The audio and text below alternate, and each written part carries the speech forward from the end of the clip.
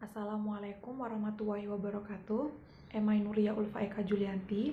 And now I would like to present my answer about sociolinguistic final exam.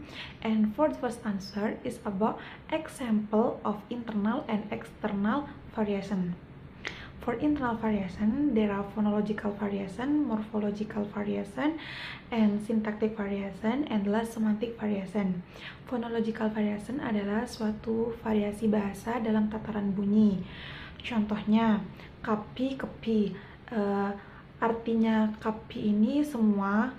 Jadi orang Madura sendiri meskipun memiliki arti yang sama, tapi cara pengucapannya atau bunyi suaranya berbeda. Contoh selanjutnya, jedeng, jeding. Artinya kamar mandi. Terus yang ketiga, adek, adik. Artinya adek. Terus sabun, sabun. Itu sabun mandi. Terus sandal, sandal. Itu sandal jepit. Terus untuk poin yang kedua yaitu morphological variation, yaitu suatu variasi bahasa dalam tataran bentuk kata. Maksudnya bentuk katanya berbeda tapi artinya sama. Contohnya beun dan beunah. Beun dan beunah ini memiliki arti sama yaitu kamu, tapi untuk beun sendiri digunakan oleh orang Pamekasan dan beunah digunakan oleh orang Sumenep. Selanjutnya kakek hedeh. Artinya kamu, untuk kakek sendiri digunakan oleh orang Sampang dan hedeh digunakan oleh orang Bangkalan. Contoh selanjutnya Roma bungkoh yang artinya rumah. Kemudian jengkak dan korseh yang artinya kursi. Kemudian kopeh butol itu artinya botol. Jadi hanya bentuk katanya saja yang berbeda tapi artinya sama. Kemudian untuk syntactic variation yaitu suatu variasi bahasa dalam tataran grammar. Jadi contohnya engkok mandi ya dan engkok entarah mandi. Jadi artinya saya ingin mandi dan saya ingin pergi mandi. Jadi di situ ada susunan kata yang berbeda. Contoh selanjutnya engkok tero beun, engkok tero kabeun. Artinya adalah aku suka sama kamu. Jadi ada susunan kata yang berbeda. Untuk selanjutnya adalah semantic variation. Semantic variation adalah suatu tataran bahasa yang mana memiliki dua kata dalam, maksudnya memiliki satu kata tapi memiliki dua arti. Contohnya betek. Lah betek sendiri memiliki dua arti yaitu tuli atau kotep. Jadi artinya betek ini bisa diartikan suruh cepetan dan bisa diartikan disuruh pukul. Kemudian majeng. Lah majeng sendiri bisa diartikan mencari ikan dan juga bisa diartikan memajang hiasan. Kemudian akecap. Akecap di sini juga memiliki dua arti yaitu bisa mengunyah makanan dan juga bisa memberi bumbu kecap. Kemudian yang terakhir adalah sengkah. Jadi sengkah sendiri menurut orang Pamekasan artinya capek, lesoh. Tapi untuk orang Sumenep artinya todus yaitu malu-malu. Selanjutnya untuk poin eksternal ada regional dialek, kronolog dialek, ideolek dan sosial dialek. Lah untuk regional dialek ini suatu variasi bahasa yang dipengaruhi oleh letak geografis. Contohnya lo kerah tak kerah. Jadi artinya di sini gak mungkin, tapi lo kerah digunakan oleh orang Bangkalan dan tak kerah digunakan orang Pamekasan. Contoh selanjutnya nyegah atau nyarap. Artinya sama-sama sarapan, kemudian kesampet atau kelenger. Jadi artinya pingsan. Selanjutnya kepalangan atau musibah yaitu tertimpa musibah. Terus keluargaah, akabinah, contohnya ingin berkeluarga atau kawin. Jadi maksudnya sama, hanya perbedaan karena perbedaan wilayah, makanya kata-kata yang digunakan juga berbeda, tapi maksudnya sama. Kemudian kronolog dialek. Kronolog dialek di sini adalah suatu variasi bahasa yang mana perbedaan bahasanya dipengaruhi oleh zaman dahulu dan zaman sekarang. Jadi contohnya Kalau orang dulu biasanya kalau ingin berfoto bilangnya abodrekah. Tapi untuk zaman sekarang biasanya bilang afotoah atau ingin berfoto.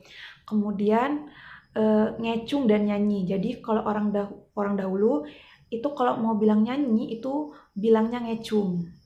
Kemudian aklenjer di sini digunakan oleh orang-orang dahulu, dan kalau untuk orang sekarang biasanya ngomongnya lencelenan. Jadi artinya ingin jalan-jalan.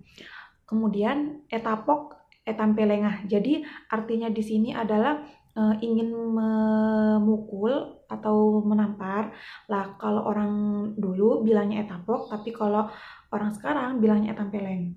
Kemudian tasmak dan kacamata. Jadi orang dulu kalau bilang kacamata itu bilangnya tasmak, tapi untuk orang-orang zaman sekarang sudah bilang kacamata. Kemudian di idiolek. Jadi idiolek sendiri adalah suatu variasi bahasa yang mana dipengaruhi karena warna orang sendiri itu berbeda. Jadi tiap orang memiliki variasi warna berbeda, entah dari cara pengucapan, entah dari kata-katanya yang berbeda. Jadi contohnya orang pinggir pantai dengan orang pegunungan.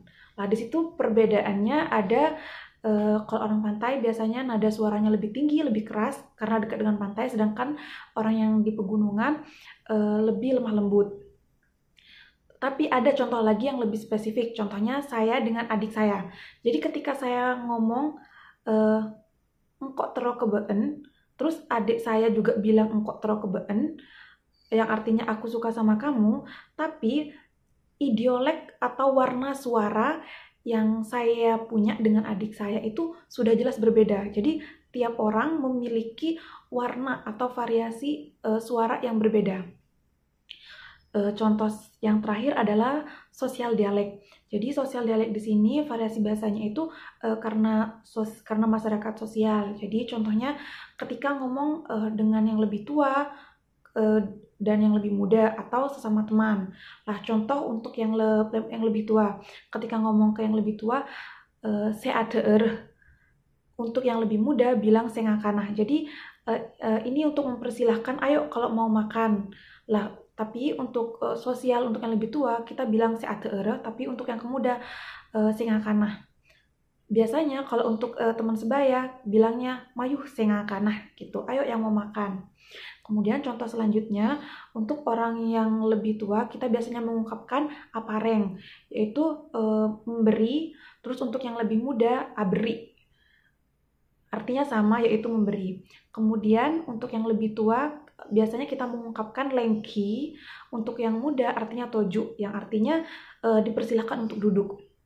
Selanjutnya untuk yang lebih tua biasanya kita mengungkapkan kata nika. Nika ini sudah sopan sekali. Jadi kita ini dengan bahasa yang sopan atau bahasa yang untuk yang lebih tua. Tapi untuk ke teman sendiri atau yang lebih muda biasanya bilangnya ya. Ini gitu maksudnya. Terus contoh yang terakhir adalah ngobengenah sama untuk yang lebih tua. Terus untuk yang lebih muda atau teman sebaya kita biasanya bilangnya meliah, yang artinya mau beli.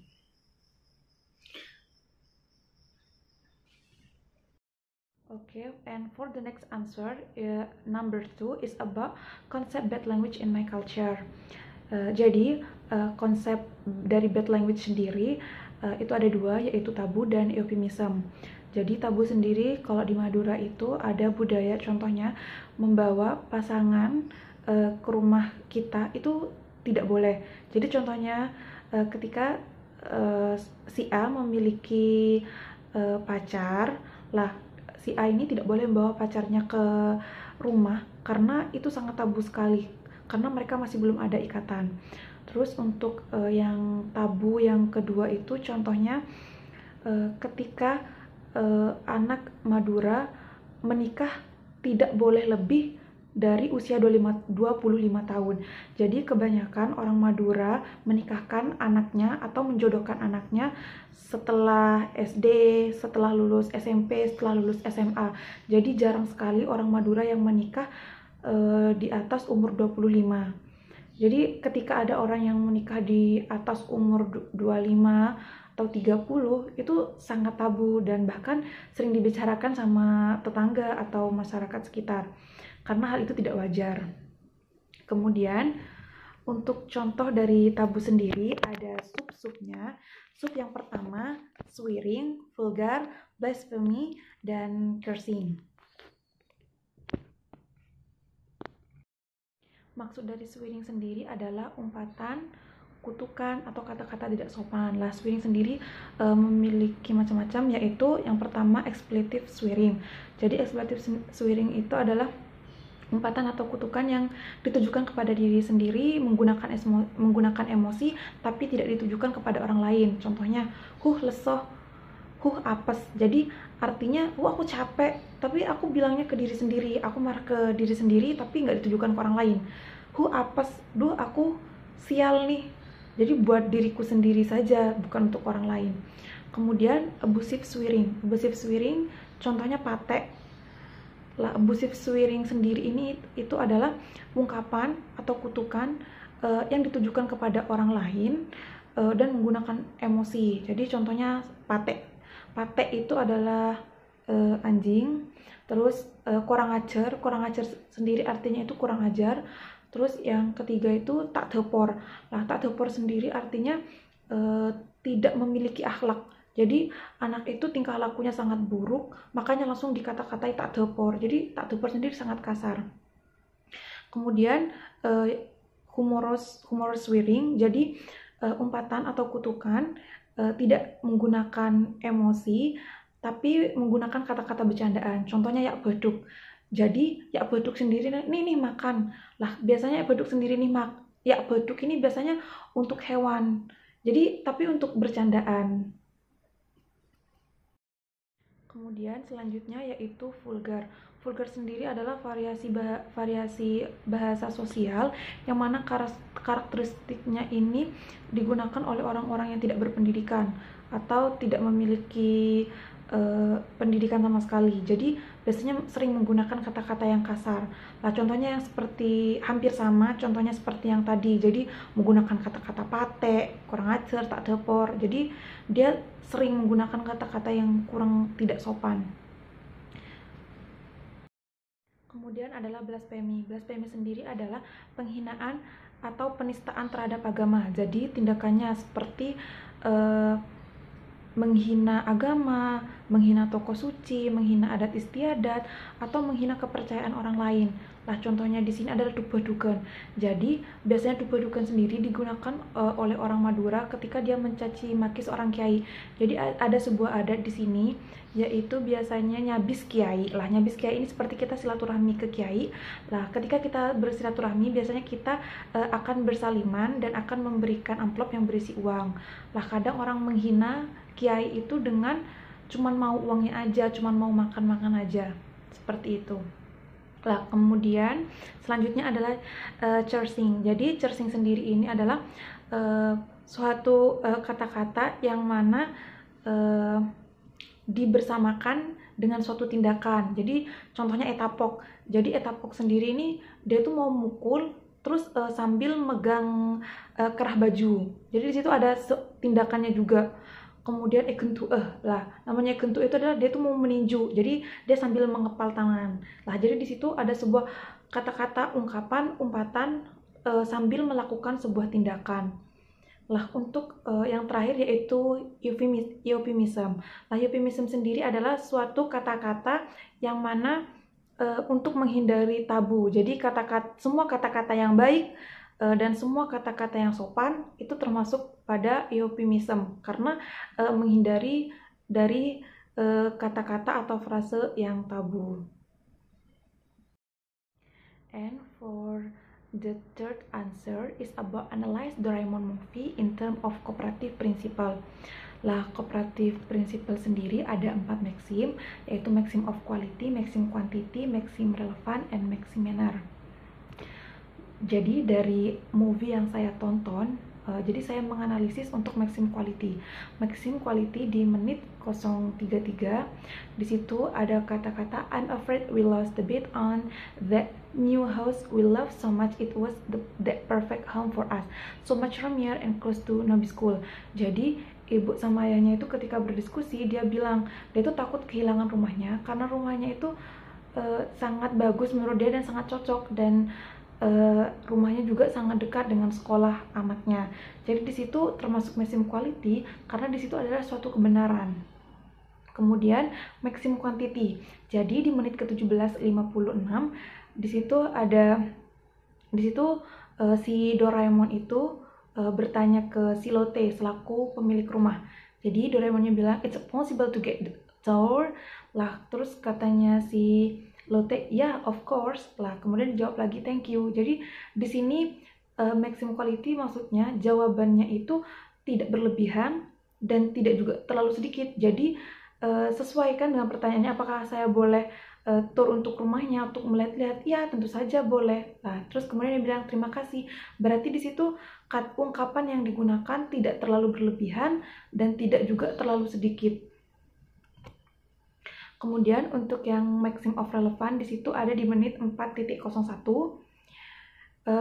Jadi si Nobita karena terjebak di rumah yang katanya berhantu, lah dia itu terjun ke sebuah lubang dan di situ dia menemukan pintu. Jadi dia ngetuk pintunya. Dia tuh bilang hello, can anybody hear me? Lah kemudian dijawab langsung sama si yang ada di dalam di balik pintunya, yaitu si Lotte. Nobi, I am here, I'm Lotte. Jadi di situ sangat relevan sekali karena apa yang ditanya si Nobi itu langsung dijawab dengan pertanyaan yang sesuai yang diinginkan sama si Nobi. Jadi di situ emang ada Lotte, emang Lotte yang ada di balik pintu itu. Kemudian maximum of manner. Jadi maximum of manner sendiri contohnya di menit ke 10.51. Excuse me, but what is that tower used for, the one with the flower all over it? Lah kemudian dijawab, that's the tower of roses. It's a water tank that the brief story the water drawn for the mountains. Jadi di situ ada yang bertanya ini buat apa tower ini. Jadi dia tuh langsung jelasin. Jadi tower bunga ini namanya tower bunga.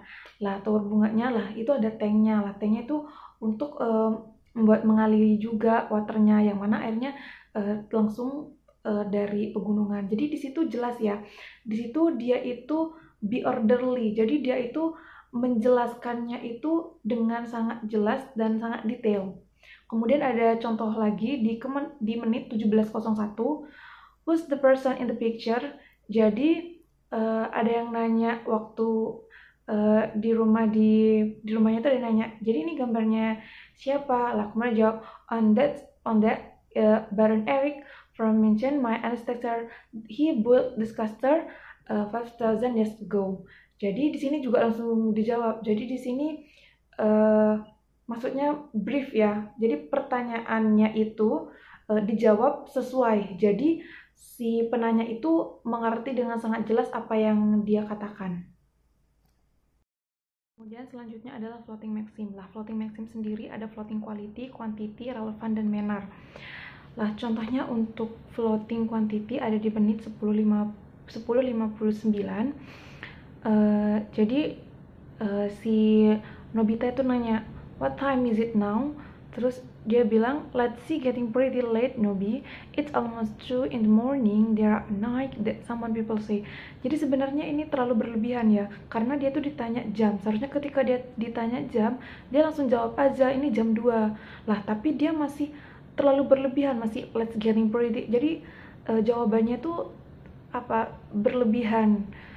Lah di situ termasuk floating quantity. Lah di sini kemungkinan ada implicature. Jadi implicature di sini si Doraemon ini ada ketakutan. Jadi dia bilangnya pretty.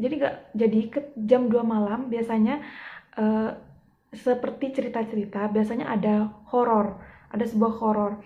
Lah jadi si Doraemon ini bilang ke Nobita itu masih pelan-pelan ngasih taunya, karena dia sendiri dia juga takut kalau sekarang itu jam 2, karena jam 2 ini biasanya ada hantu seperti itu. Kemudian selanjutnya adalah floating of relevant. Jadi di menit ke 18.10 si Lotte itu bertanya kepada si Doraemon, "Dog right?" Lah, dijawabnya malah "There comes Sukaugin Jesus back." Jadi yang ditanya apa, jawabannya apa. Jadi di sini jelas nggak relevan. Lah, kemungkinan di sini juga ada implicature. Jadi implicature yang ingin disampaikan si Doraemon kepada si Lotte, dia itu ingin menyanjung dirinya sendiri, karena aku bisa melakukan apa aja. Jadi ini aku adalah Jesus back. Jadi aku seperti Tuhan juga yang bisa melakukan apa aja, seperti itu. Kemudian untuk floating maxim di sini pada menit ke 11.44 di sini ada percakapan antara Nobita dengan Doraemon. Contohnya, "Why you say like that? Are you trying to scare me?" Terus, "No, but it didn't work." "Oh yeah, of course did it, and it's not very nice." Terus, "But it was funny, guys. So that was trying to be funny and scaring me again, right?" Nah, jadi di sini apa ya? Dia itu melanggar yang be brief atau avoid unnecessary prolixity. Jadi seharusnya dia itu harus menghindari sesuatu yang apa ya, yang tidak dibutuhkan atau kata-kata yang tidak dibutuhkan. Nah, di sini dia seperti berbelit-belit kata-katanya. Lah, mungkin di sini juga ada implicature. Nah, implicature-nya apa? Implicature yang dimasukkan dari Doraemon bilangnya, "What is funny, guys?" Dia tuh bilang lucu, tapi sebenarnya itu gak lucu karena itu adalah menakutkan kan ketika tengah malam. Lah, tapi dia ngomongnya funny, bilangnya ini lucu lah, tapi sebenarnya dia sendiri takut, seperti itu. Kemudian pada menit 14.05 "You are saying this are what?" Jadi yang cewek itu ketika ketakutan ketika dia tuh melihat bukan hantu sih, seperti armor.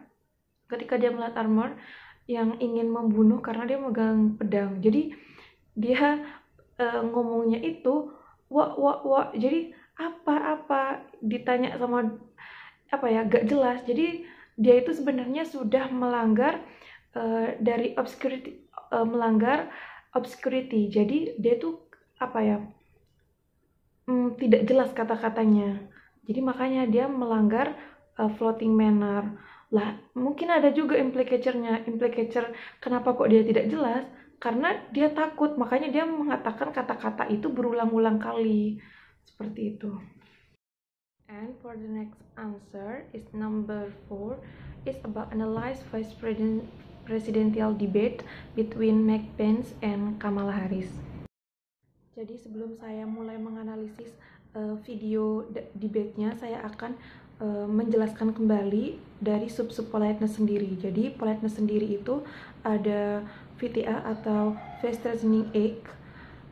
Di situ ada 2 sub, yaitu positif dan negatif. Untuk negatif sendiri subnya itu seperti perintah, permintaan, dan peringatan. Dan untuk yang positif sendiri subnya seperti kritikan, keluhan, dan ketidaksetujuan. Kemudian untuk politeness strategi sendiri itu ada 4 macam, yaitu bad on record, kemudian positive politeness, kemudian negative politeness, dan yang terakhir adalah off record strategi. Lah, untuk yang bad off record sendiri adalah orang yang berbicara itu lebih tinggi derajatnya, tapi dia tidak memiliki sopan santun. Kemudian untuk yang positive politeness sendiri itu memiliki cara-cara seperti yaitu memperhatikan keinginan, kebutuhan, dan keinginan si pendengar. Kemudian ada juga yang bersikap optimis, lalu kemudian kata-katanya menggunakan identitas sosial, jadi seperti nama atau gelar. Kemudian memberikan minat pendengar atau memuji, terus memberikan penawaran, kemudian menghindari perselisihan. Sedangkan untuk yang negatif politeness sendiri, jadi si pembicara itu akan memaksa si pendengar dengan cara tidak langsung, kemudian menggunakan pertanyaan atau bersikap pesimis, dan yang terakhir bisa jadi permintaan maaf. Kemudian untuk yang off record strategi sendiri, di sini ada apa ya, si pembicara tidak langsung pada tujuan utamanya, akan tetapi dia ingin menghilangkan tekanan kepada si pendengar. Kemudian untuk selanjutnya saya akan menganalisis video debatenya. Jadi pada menit 1.23.54 di situ ada VTA positif dari sub ketidaksetujuan. Jadi when I look at their plan talk about advancing testing, creating new PPA, developing a vaccine, it's look a little bit like plagiarism, which is something Joe Biden know a little bit about. Jadi di sini wakil presidennya tidak setuju karena mereka memiliki plan-nya itu dari pengembangan vaksin atau melakukan testing, yang mana ini juga dilakukan oleh negara-negara lain. Jadi dia berkata ini seperti plagiarism. Jadi dia tidak setuju atas plan tersebut. Kemudian selanjutnya pada menit 1.22.40 di VTA negatif dari sub yang peringatan. Jadi ada kata-kata Mr. Vice President speaking, I'm speaking. Jadi di situ Kamala Harris sedang berbicara, kemudian diputus oleh wakil presiden. Jadi dia memperingatkan wakil presiden bahwa dia sedang berbicara. Jadi maksudnya dia masih ingin berbicara dan jangan diganggu dulu sebelum selesai berbicara. Jadi dia memberikan peringatan. Kemudian pada menit 27.05 di situ juga ada VTA yang positif, yang mana yang berisi tentang kritikan. Jadi Joe Biden and Kamala Harris consistently talk about mandate, not just mandate with coronavirus, but a governmental takeover healthcare, the Green New Deal, all government control. We are about freedom and respecting freedom of the American people. Jadi di sini Mr. Vice President itu mengkritik Joe Biden dan Kamala Harris karena yang dia tuh konsisten untuk membicarakan mandatenya terus. Seperti itu. Kemudian untuk di menit 27.47 di situ ada VTA positif yang mana berisi kritikan juga.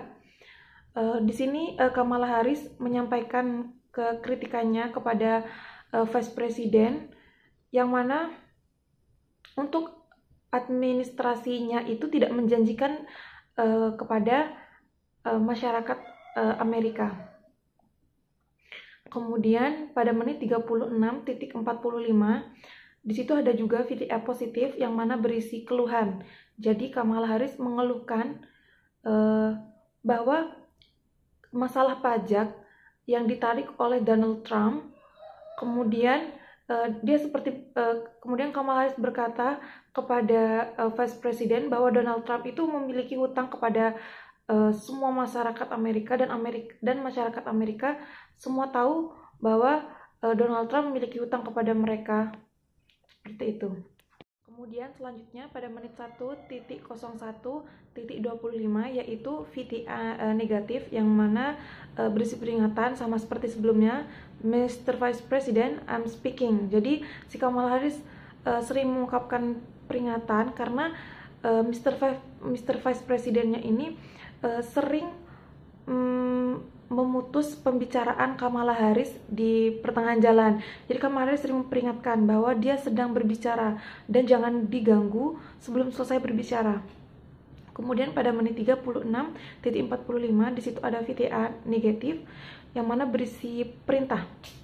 If you don't mind letting me finish, we can have a conversation.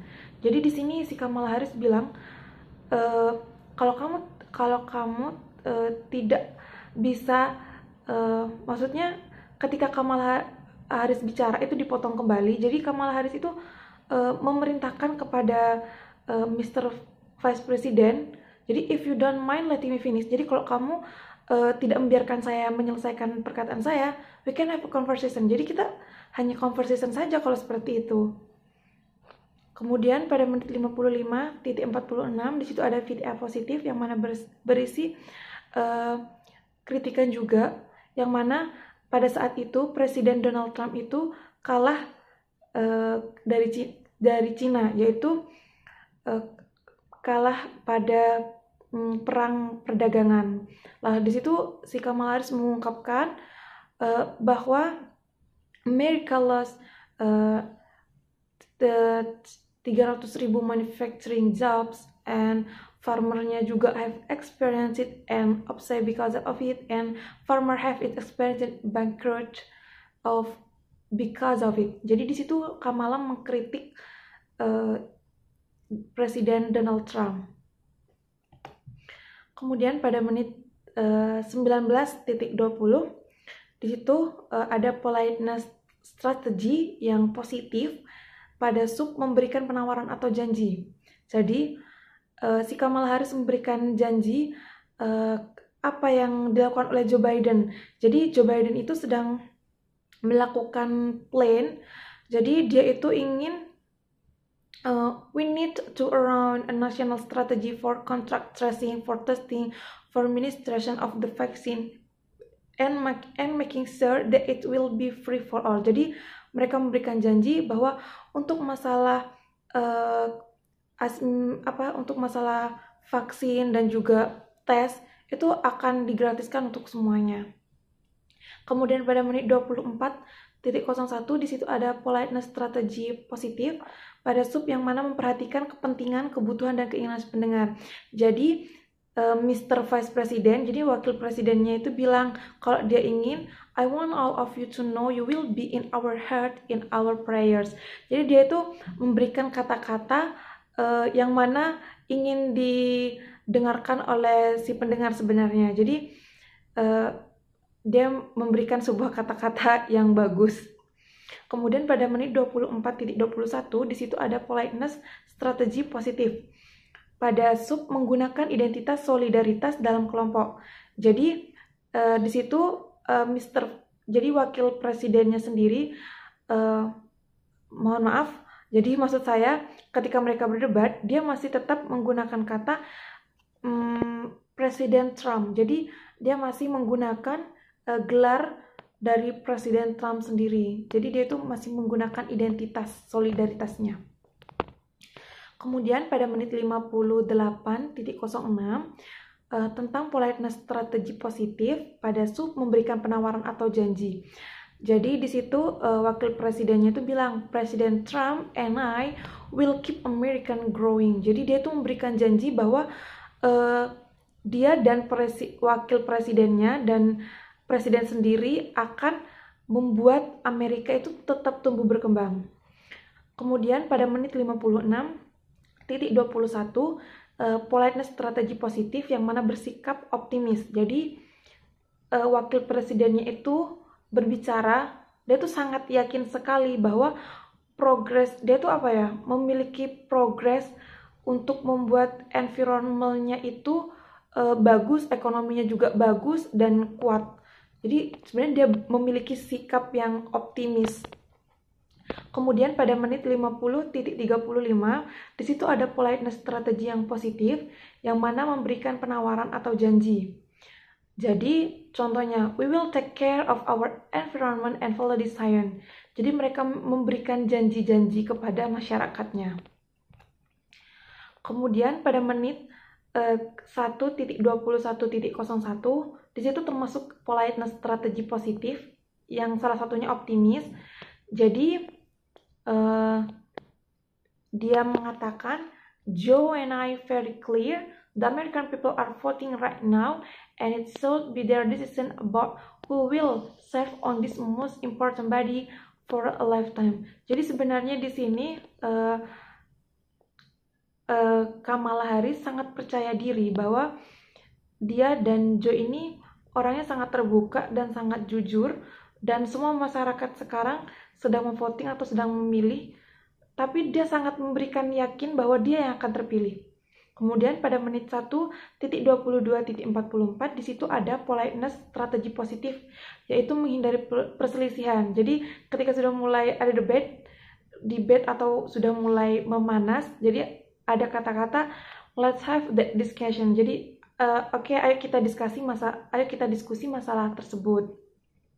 Kemudian pada menit 1.34.18 untuk yang politeness strategi positif yaitu bersikap optimis, yang mana dia itu bersikap Kamala Harris dan dia itu sangat percaya diri. Dia itu sudah memiliki banyak support dari presiden-presiden sebelumnya, dan dia juga sangat mandiri.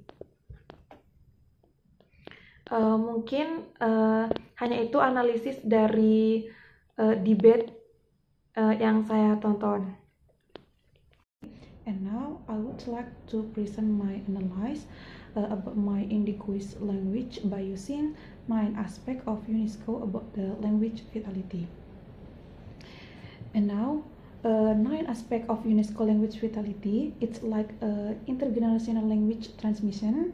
Second, absolute number of speaker, and third, proportion of speaker within the total population, and fourth, shift in domains of language use, and 5, response to the new domain and media, and 6, availability of material for language education and literacy, and 7, governmental and institutional language attitude and policies, including official status and use, and for 8, community member attitude toward their own language, and 9 is about amount and quality of a document.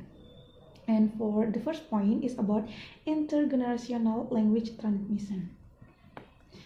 Jadi intergenerational language transmission di sini, bahasa Madura masih digunakan oleh semua kalangan, baik kalangan tua maupun masih muda.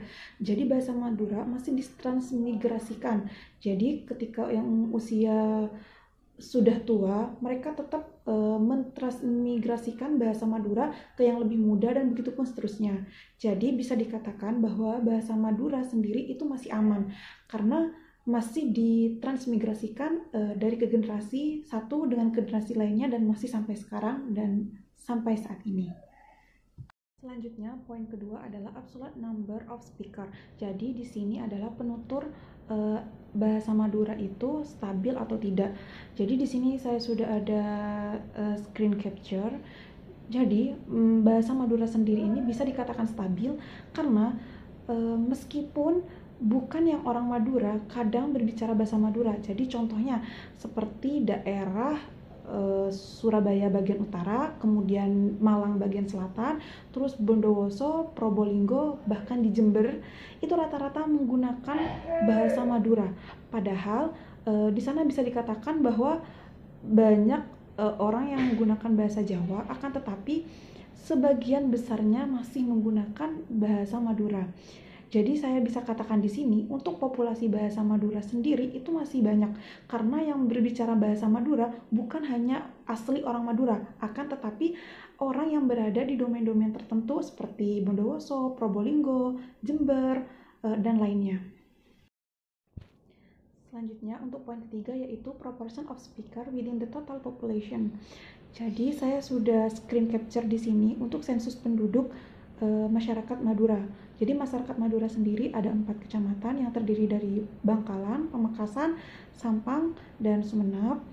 Untuk Bangkalan sendiri itu terdiri dari 1 juta jiwa, dan untuk yang Sumenep itu juga hampir 1 juta jiwa, 1 juta jiwa lebih, dan yang Sampang bisa dikatakan 989.000 jiwa, dan kemudian untuk yang Pamekasan 795.918.000 jiwa. Jadi saya bisa katakan 4 juta, hampir 4 juta masyarakat penduduk Madura itu rata-rata menggunakan bahasa Madura.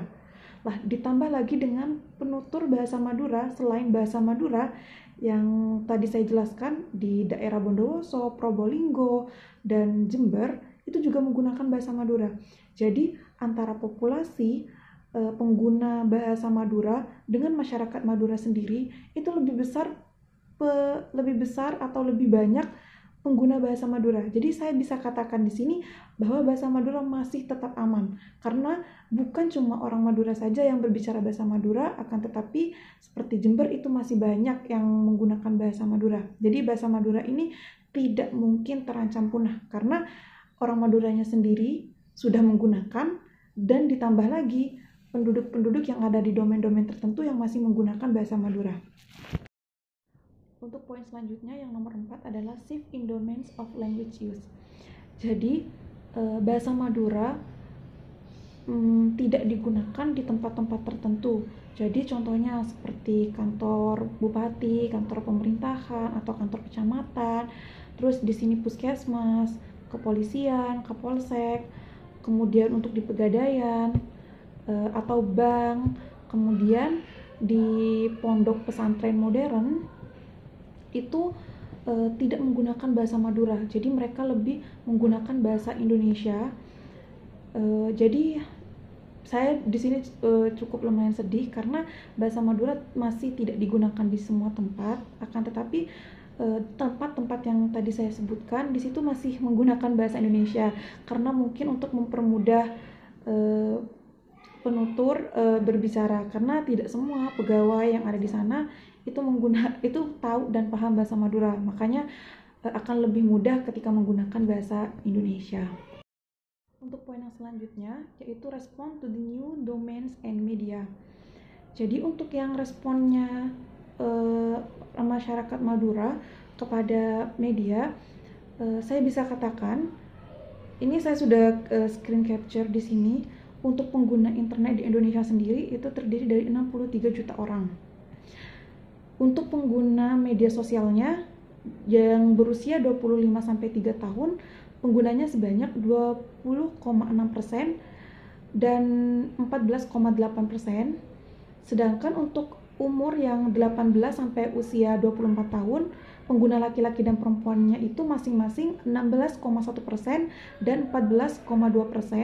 Sedangkan untuk usia yang 55 sampai 64 atau bisa usia 65-an itu lebih sedikit. Jadi kita bisa simpulkan bahwa penggunaan media sosial sendiri lebih banyak kaum muda daripada kaum dewasanya. Nah, di sini saya sudah menganalisis untuk teman-teman saya yang berada, maksudnya teman-teman saya yang tinggal di daerah Madura, ketika mereka menggunakan media sosial, mereka tidak menggunakan bahasa Madura. Jadi ketika membuat caption atau membuat status, mereka lebih condong ke bahasa Indonesia, bahkan ke bahasa Inggris. Jadi bahasa Madura di sini jarang dipakai. Meskipun ada yang memakai status dengan menggunakan bahasa Madura, itu biasanya orang yang sudah di usia tua. Sedangkan pengguna media sosial banyak yang lebih muda. Berarti otomatis dapat disimpulkan bahwa yang lebih muda lebih banyak menggunakan media sosial, dan ketika media sosial banyak anak muda yang menggunakan, bahasa Madura sedikit demi sedikit dilupakan ketika mereka membuat status atau membuat caption. Jadi saya sudah kasih contohnya screen capture dari teman-teman saya sendiri.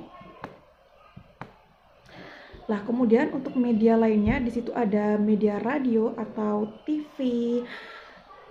Di sini ada memang sebagian orang Madura yang membuat radio TV. Jadi saya ada di sini Salsabila atau radionya orang Madura. Kemudian untuk TV-nya Madura itu ada JTV Madura. Kemudian ada juga Madura Channel. Tapi untuk media seperti ini tidak semua TV, tidak semua radio itu menggunakan bahasa Madura. Jadi hanya sedikit atau berapa persen saja yang menggunakan bahasa Madura. Kemudian untuk poin selanjutnya yaitu availability of material for language education and literacy. Jadi apakah di Madura masih menggunakan atau masih mempelajari bahasa Madura di sekolahnya? Tentu saja. Bahasa Madura ini tetap diajarkan di sekolah-sekolah. Jadi masih ada buku-buku atau masih ada LKS-nya. Jadi saya sudah kasih screen capture-nya di sini untuk buku-buku yang sering digunakan. Ada juga kamusnya. Bahkan untuk pondok yang Salafiyah sendiri, ketika menerjemahkan kitab kuning atau kitab gundul biasanya, jadi kitab gundul ini gak ada harokatnya, itu masih menggunakan bahasa Madura. Jadi dapat disimpulkan bahwa sebenarnya bahasa Madura sendiri untuk pendidikan masih digunakan dan masih dilestarikan. Selanjutnya untuk poin ketujuh yaitu respond to the governmental and institutional language attitude and policies including official status and use new domain and media. Jadi di sini apakah pemerintah ikut membudayakan atau ikut melestarikan bahasa Madura? Tentu saja ikut melestarikan. Jadi apa upaya pemerintah untuk melestarikan bahasa Madura sendiri? Jadi contohnya seperti ada Kacong Ceping. Jadi pemilihan Kacong Ceping di sini adalah pemilihan putra-putri dari Madura. Jadi dipilih. Jadi bukan hanya pintar bahasa Madura saja, akan tetapi juga pintar dari berbagai segala aspek intelektualnya dan bahkan attitude-nya juga. Dan tidak lupa lagi bahasa Madura juga itu juga sangat perlu dan mereka harus paham itu karena Kacang Ceping sendiri ini berasal dari Madura. Kemudian ada putra dan putri batik. Jadi putra dan putri batik sendiri itu bukan hanya melestarikan batik atau budaya yang di Madura, tapi juga melestarikan bahasanya. Jadi ketika ada perkumpulan putra dan putri batik, mereka cenderung mempresentasikan batiknya menggunakan bahasa Madura dan kegunaannya dan kelebihannya daripada batik-batik lainnya. Kemudian selanjutnya ada sono. Jadi sono ini bukan karapan sapi ya, ini berbeda dari karapan sapi. Kalau karapan sapi sendiri itu adalah lomba adu cepat sapi, tapi kalau untuk sono sendiri ini itu lomba untuk menghias sapi. Jadi sapinya yang paling gemulai, berjalan, yang paling cantik dandanannya, itu yang akan menjadi juara. Tapi di sini ada yang lebih unik. Jadi untuk sono sendiri itu ketika sapinya berjalan maka akan diiringi dengan lagu-lagu bahasa Madura dan MC-nya pun menggunakan bahasa Madura. Jadi di sini ada upaya yang dilakukan pemerintah dan orang-orang sekitar untuk membudayakan bahasa Madura sendiri. Kemudian untuk poin selanjutnya yaitu yang nomor 8, Inter-Community Members Attitude Toward Their Own Language. Jadi bagaimana sikap penutur asli bahasa Madura terhadap bahasanya sendiri? Apakah menghargai atau tidak? Tentu saja jawabannya sangat menghargai. Mengapa demikian? Jadi saya akan berikan contoh. Yang pertama, ketika anak rantau dari Madura, mereka bertemu dengan teman rantauannya juga yang berasal dari Madura, mereka akan langsung berubah bahasanya menggunakan bahasa Madura. Dan mereka akan terlihat lebih akrab dan bercerita-cerita. Karena kebanyakan orang rantauan yang dari Madura, meskipun bukan keluarganya, tapi ketika bertemu dengan orang Madura lainnya, mereka akan menganggap itu bertemu dengan keluarga sendiri. Jadi meskipun bukan keluarganya, kalau sudah bertemu di tanah rantau, mereka akan menganggap keluarga sendiri atau memiliki kekeluargaan. Kemudian ada lagi yang lebih spesifik, yaitu ketika di pasar besar, di mana pasar besar sendiri itu komunitas atau para penjualnya, para pedagangnya itu orang Madura. Jadi ketika saya menawar menggunakan bahasa Madura, maka harganya akan miring. Jadi situ terlihat sudah jelas. Orang Madura sangat menghargai bahasanya. Jadi ketika ada yang berbahasa Madura, meskipun bukan orang Maduranya, tapi bisa menggunakan bahasa Madura, pasti harga jualnya itu miring atau harga jual seperti kerabat ke keluarga. Kemudian contoh selanjutnya adalah ketika ada penelitian. Jadi ketika ada orang yang ingin meneliti tentang bahasa Madura, orang Madura akan welcome dan akan merespon dengan baik. Kemudian untuk poin terakhir yaitu amount and quality of documentation. Jadi di Madura sendiri masih banyak dokumentasi seperti lagu-lagu tradisional seperti Tonduk, Majang, Oleh-Olang, itu masih banyak kita temui di YouTube, bahkan di kaset-kaset CD.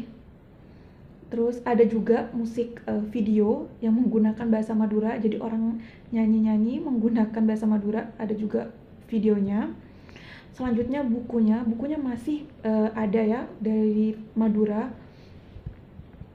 Selanjutnya orang Madura juga masih aktif di YouTube, jadi mereka membuat konten-konten, contoh video lucu menggunakan bahasa Madura, kemudian membuat film pendek, kemudian membuat film horor.